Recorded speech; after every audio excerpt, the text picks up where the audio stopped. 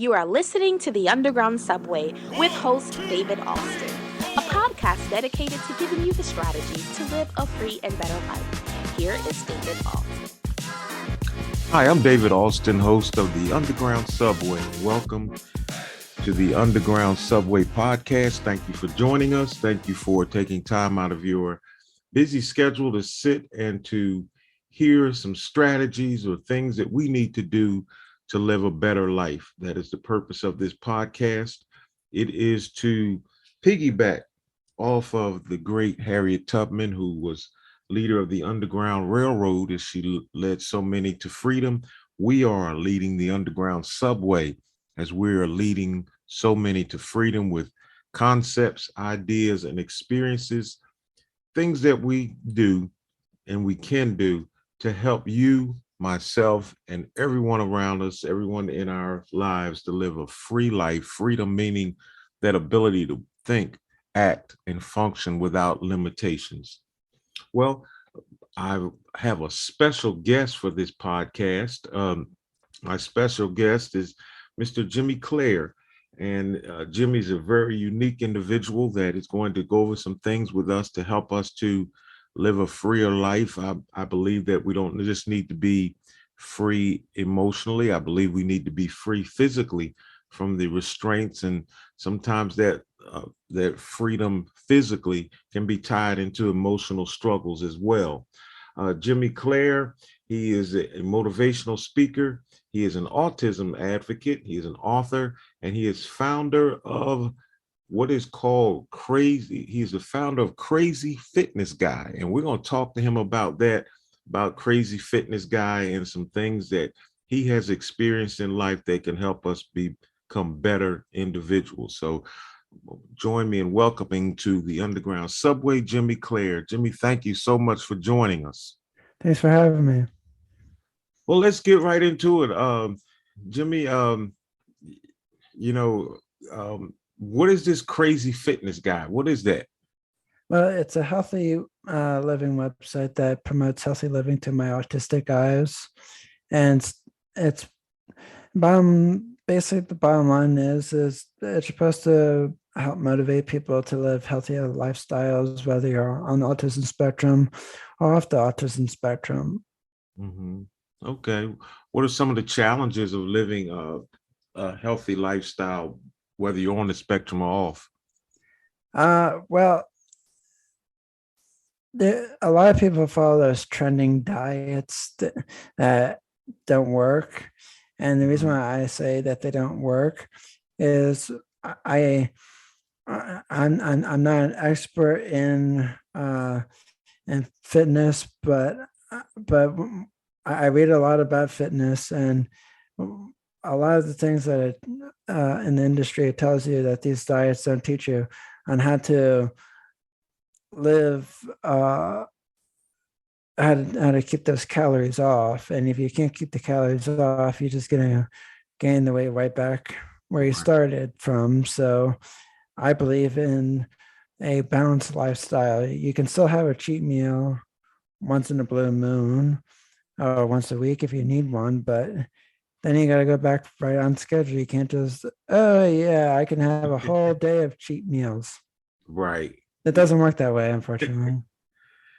Yes, I agree with that. I think that is one of our challenges. What about taking breaks from do you believe it's good to take a break from your healthy lifestyle? Or for me, I take a break here and there. I'll give you an example. I've been battling a bad back at the moment for the last, I'm gonna say 5 days. I might be a little bit wrong with that because I think it happened on Thursdays or Friday, Saturday, Sunday, Monday. Yeah, 4 to 5 days. And I'm dealing with a bad knee. So I didn't work out for 5 days. Has it really hurt me? Probably not. Mm-hmm. I might gain an ounce or two, but oh well, I got to eat. But it's not like I'm eating unhealthy. Okay, tonight I might have had an unhealthy dish, but tomorrow I'm going back on the straight and narrow. it was only because I was gonna get chicken, but I was gonna get the some kind of chicken for dinner tonight, but no, my grocery store didn't have it, and I didn't want to chase all over for uh, shredded chicken, so I didn't want to do that. So yeah.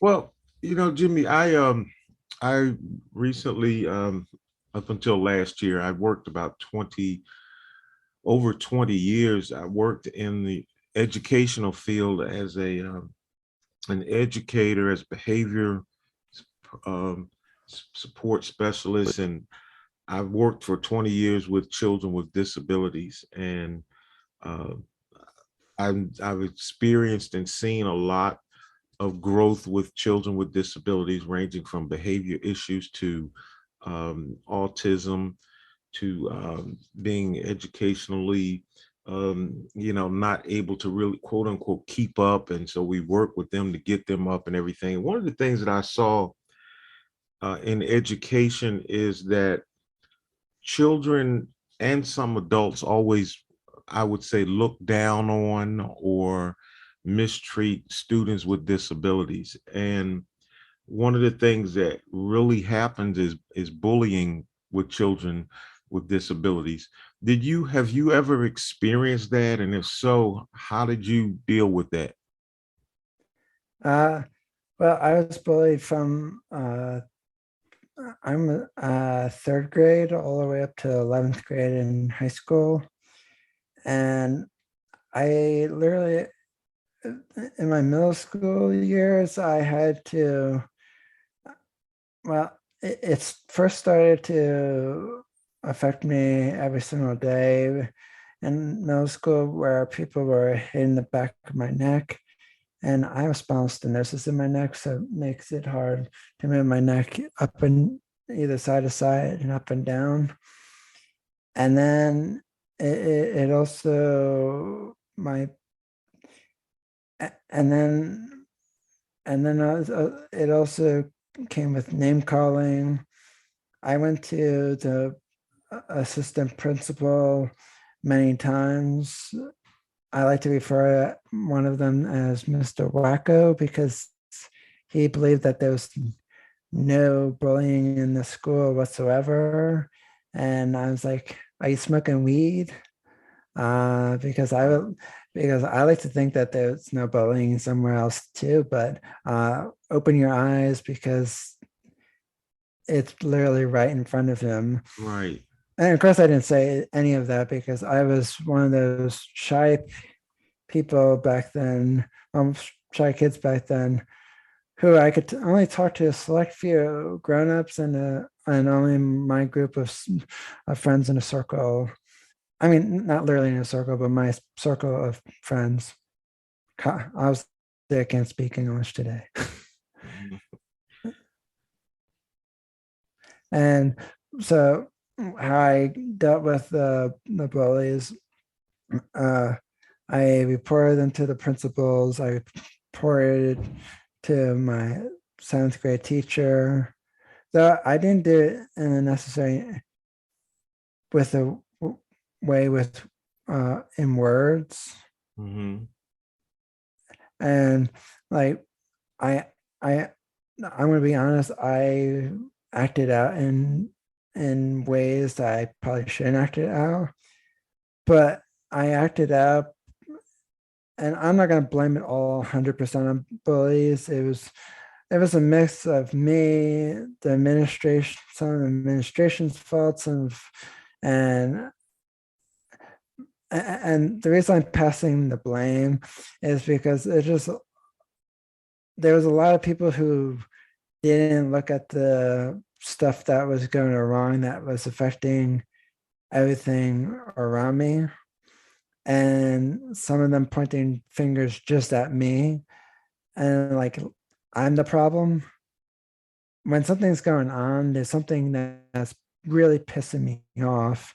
That's something that it could have been, it was bullying. It was being dragged out of, not like physically dragged out, but being dragged out of class from an unexpected uh, group session that's supposed Right. to help me make friends, Mm-hmm. which didn't make any sense at times.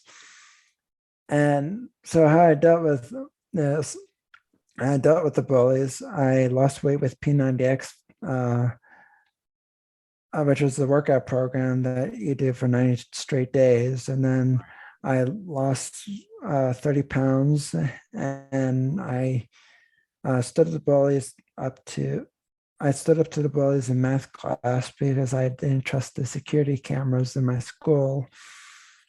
And it was like the last few minutes of math class, so it wasn't the whole math class. And I felt bad for doing it during math class, but I wanted witnesses. And I went up to the bullies and I yelled in their face. I cursed at them. I pretty much said every single bad word in the book. Mm-hmm.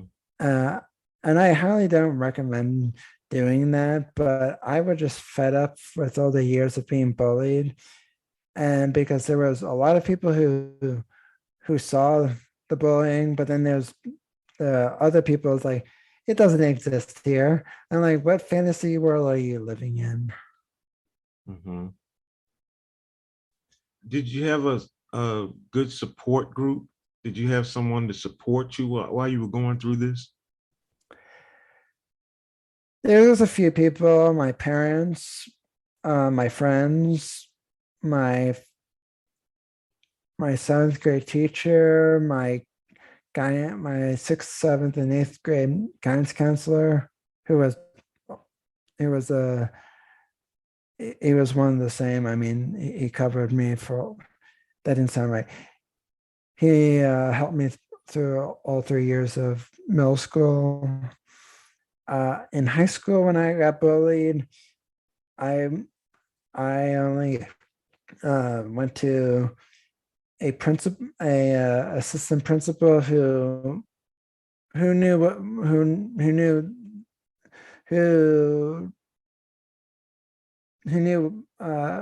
who knew that bullying existed, but didn't know exactly to what extent. And then he started to find out because I reported every single time I got uh, bullied or picked on. And then I also, uh, but then uh, I didn't go to guidance counselors in high school because they had a different approach to things than the ones in middle school. Because the ones in middle school, I feel like they wanted to listen and wanted to help you out, but in high school they're just like, we want to help you pick your electives. Okay. Great, useless. Right. Do you notice that you experienced since you left high school in the adult world any bullying? Does it happen? Or, bullying in the sense of being mistreated or viewed upon any different? Yeah, I see it sometimes many times on social media. Some of them happen to, like, for instance, one of my friends and colleagues. I'm not going to say their name because I don't have permission. I didn't ask permission, but I'm not going to do that. But so, some people accuse her for many things. They just kind of like pick on her and stuff. And I'm like, she's like the nicest person in the world. Why is somebody like calling her names or saying that she just pretended to go through a traumatic event? And I'm like, Mm, really? You have to really be a sick person to do such a thing. And she doesn't strike me as uh, a sick kind of person. mhm. Yeah. How did you use you consider yourself now you're a motivational speaker. How did you come about doing that? What prompted you to become a motivational speaker to try to help others? Well, I'm going to be honest. I jumped to 5 different majors in college. I started with personal training, but me and math and science did not go together. And I don't like those so-called experts who say people on the autism spectrum will excel in math and science, because I hate math and science. Uh, and I like my 7th grade science because we got to do a lot of experiments. But in high school, it was very dull and boring. I was in biology, but I was in the kind of I'm probably going to use the wrong terminology, but it was the biology focusing on grass and whatnot and Mhm. flowers. And I was like, if I really wanted to know this, I could watch the grass grow. Uh, and I haven't really wanted to do that either, Right. but it'd probably be more exciting. And so, but but one of the things, but the reason why I chose motivational speaking was because I was afraid to use my voice back then. And people always tell me, you can't do this, you can't do that, you can't have this because you're autistic, we don't provide that because you're autistic and whatnot.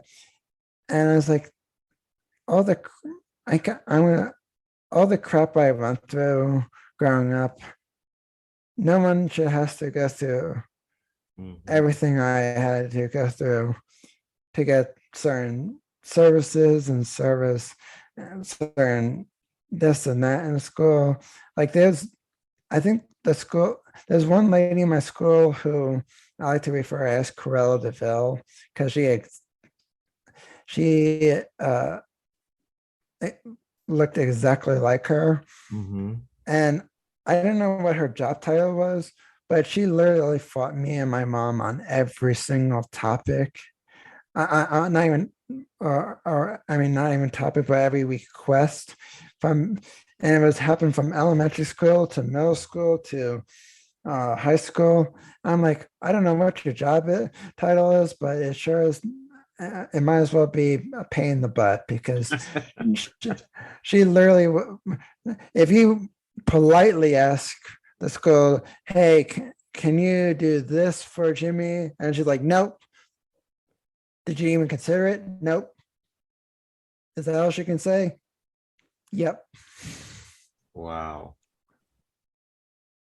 And Wow. my mom wrote her many notes, and we had many meetings with her. She wasn't very polite at all. She's not very understanding.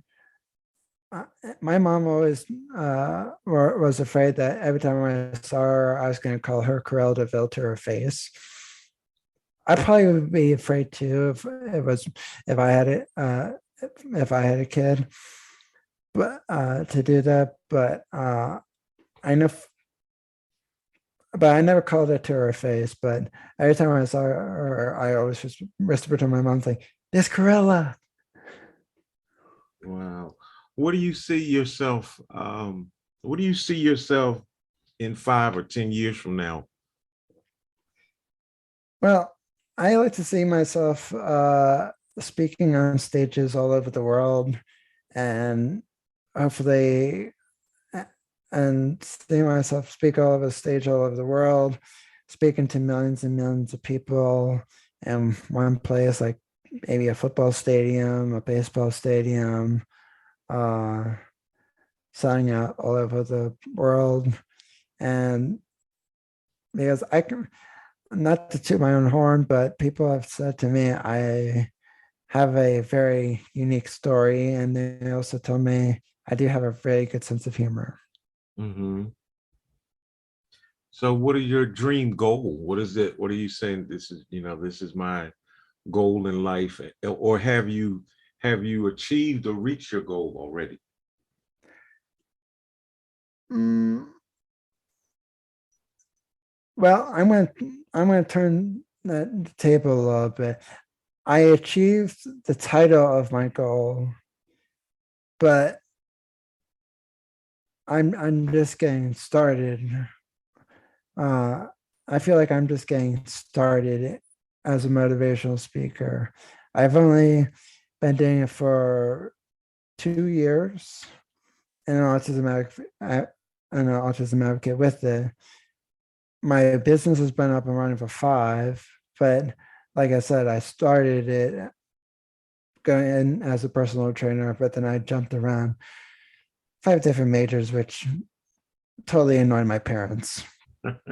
But to be honest, I did it in community college, so it wasn't too bad. Right. I Well, mean, it's still expensive. Money is money, but yeah. still, at least I'm not doing it at like a $50,000 school or something along the line. Well, you have your own podcast. What makes your podcast different from others? Well, one thing I like one thing I think makes mine different, and again, I could be wrong because it's not like I've let's see what people do on their back end of theirs, but mine is totally unscripted. Like I could, my guest or I could go on a whole rant about something that may or may not deal with the topic at hand or go along with it, or and there's a lot of mess ups in the episode because it's all live Right. as it's happening because it's a live stream along with it. uh, I don't necessarily edit all those out because you know I feel like people enjoy the authenticity of it all, because if it sounds like oh they don't make a mistake and whatnot, then what kind of who wants to watch that? It's like then it's kind of like watching kind of TV, so to speak, where there's really no mess ups. Right, right, right. Yeah, always. It's a part of life. So, if you were, you said you're a motivational speaker. What do you say to motivate, or how do you motivate others?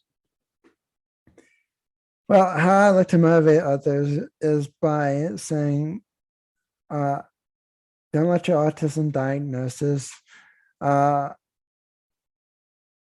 take over your life and control your life. Mm. Yeah, there's going to be ups and downs. That's pretty much life. Uh, but and then there's going to be hardships.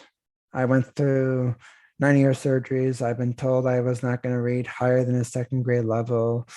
Uh, I'm in college. I've never had braces or crutches on my legs, which doctors said, uh, which I was gonna have, which I was gonna have. Never had neither. Uh, I have spinal stenosis. I live with spinal stenosis in my neck every single day. That hasn't changed. Uh, the last time I saw a neck doctor, they told me as long as you don't have any tingling in your fingers and you can still move, you're Mhm. good to go. So I was like, well, it hasn't changed. So that's a good sign. Yeah. So, you know, just because you have all the challenges doesn't mean you doesn't mean that you won't be able to do stuff. You might need extra help along the way. Not a problem. Uh, I mean, unless you have to pay for somebody for help, but if your parents can help you, or a sibling, or a grandparent, or a cousin, or whoever could help, that'd be great.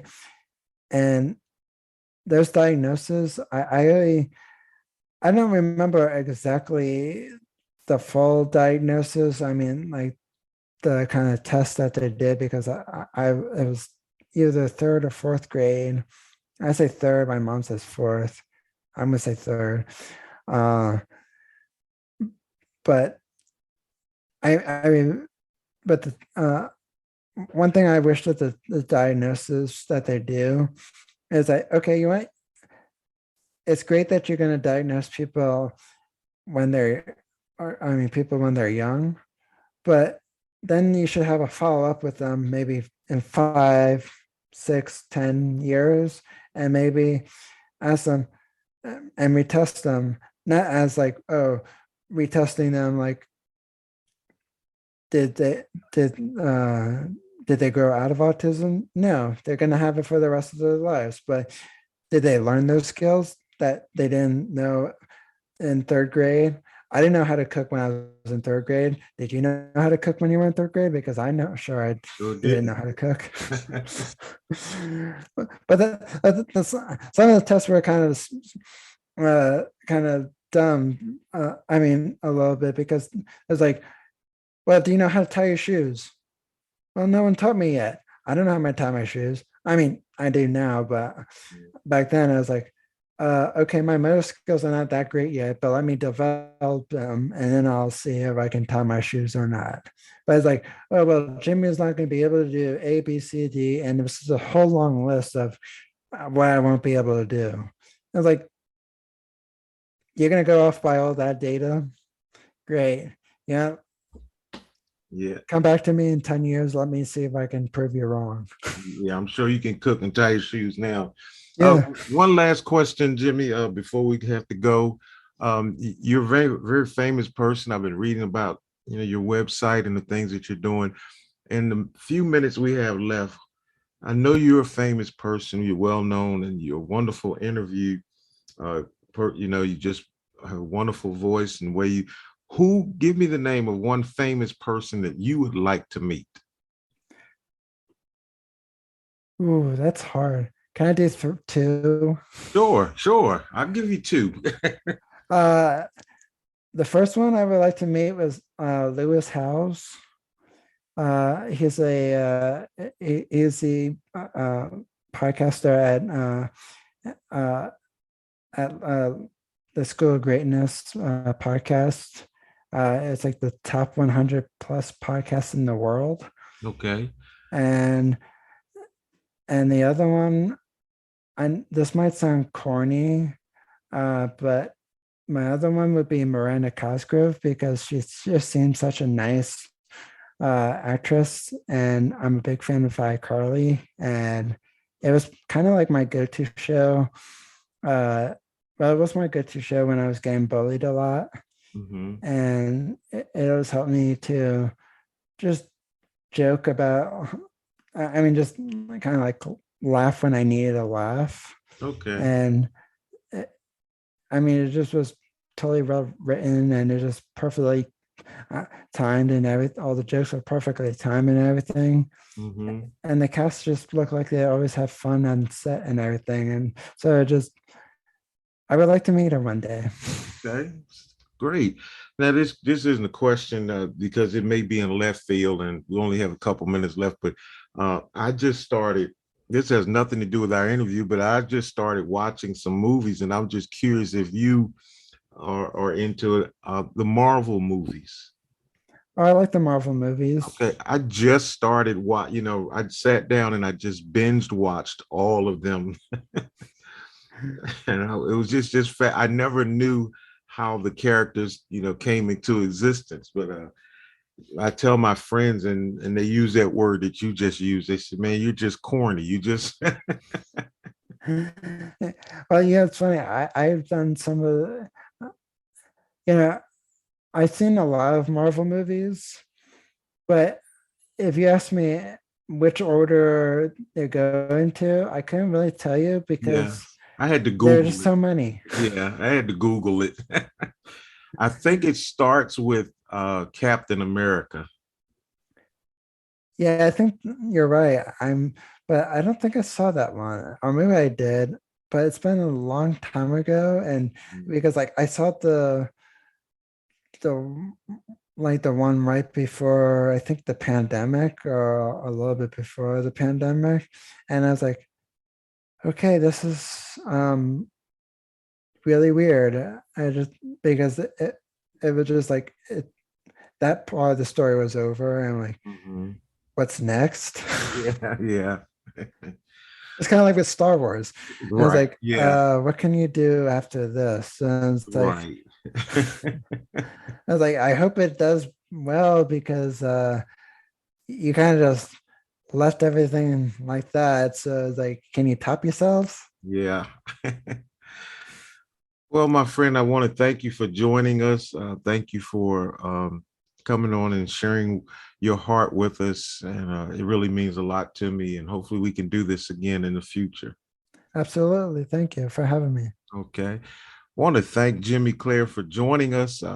As I said, he shared his heart with us, and it's just so heartwarming to have a conversation with someone who has endured so many obstacles in life. And throughout all of the obstacles that Jimmy has faced, he did not walk away bitter. He did not walk away and become like a turtle and stick his head in a shell, or an ostrich and stick his head in a hole. Jimmy decided, I'm going to take what I went through and teach others that you can survive. And so, my friends, as we end the underground subway, we give a special thank you again to Jimmy Clare, and want to challenge you before you go to bed tonight. Want to challenge you, as I always do, find a mirror and look yourself in the eye. I want you to talk to yourself before you go to bed tonight. And I want you to ask yourself a question. Look yourself in the eyes tonight and ask yourself, did I do something to help make this world a better place today?